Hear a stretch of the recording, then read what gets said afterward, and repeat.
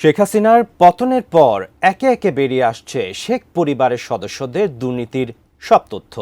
বাদ যাননি British MP Sheikh রেহানার কন্যা টিউলিপ সিদ্দিকও। ব্রিটিশ এই এমপির বিরুদ্ধে এবার অভিযোগ উঠেছে বাংলাদেশে নিজের নামে থাকা প্রায় ৬ লাখ পাউন্ড মূল্যের ফ্ল্যাট নিয়ে যুক্তরাজ্যের পার্লামেন্টের কাছে মিথ্যাচার করার। বিস্তারিত ডেস্ক রিপোর্টে।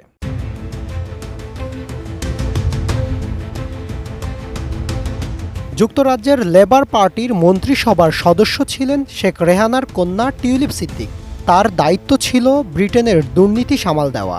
তবে ব্রিটেনের দুর্নীতি সামাল দিলেও বাংলাদেশের বিলিয়ন ডলারের দুর্নীতির সঙ্গে জড়িত থাকার অভিযোগ রয়েছে তার বিরুদ্ধে। এক পর্যায়ে দুর্নীতির অভিযোগে তোপের মুখে মন্ত্রী পরিষদ থেকে পদত্যাগ করতে বাধ্য হন তিনি।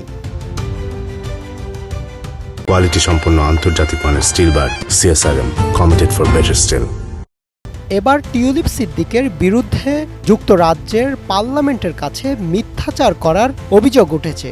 ব্রিটিশ সংবাদ মাধ্যম ডেইলি মেইল বলছে, বাংলাদেশে নিজের নামে থাকা প্রায় ৬ লাখ পাউন্ড মূল্যের ফ্ল্যাট নিয়ে মূলত এমন কাজ করেছেন টিউলিপ। ওই ফ্ল্যাটটি দুদকের অনুরোধে জব্দ করেছে বাংলাদেশ সরকার।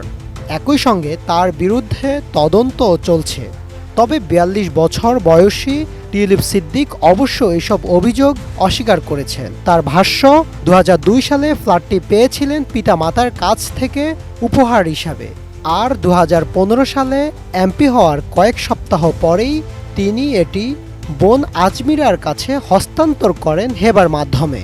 তবে দুদক ও বিশেষজ্ঞদের বক্তব্য, হেবা কার্যকর করতে হলে সাব রেজিস্ট্রি অফিসে মালিকানা বদলের প্রমাণ থাকতে হয়, যা এখনও নেই। সাব রেজিস্ট্রি অফিসের নথি অনুযায়ী ফ্ল্যাটটি মালিক এখনও টিউলিপ সিদ্দিক। এর আগে শেখ হাসিনার সঙ্গে সংশ্লিষ্ট এক প্রবাসী ব্যবসায়ীর কাছ থেকে ফ্ল্যাট উপহার নেওয়ার অভিযোগ উঠেছে টিউলিপের বিরুদ্ধে। তবে টিউলিপ দাবি করেছেন সেটিও তার বাবা মা তাকে কিনে দিয়েছেন। এই বিতর্কের মাঝেই ২০২৪ সালে জানুয়ারিতে সিটি মিনিস্টারের পদ থেকে সরে দাঁড়ান তিনি।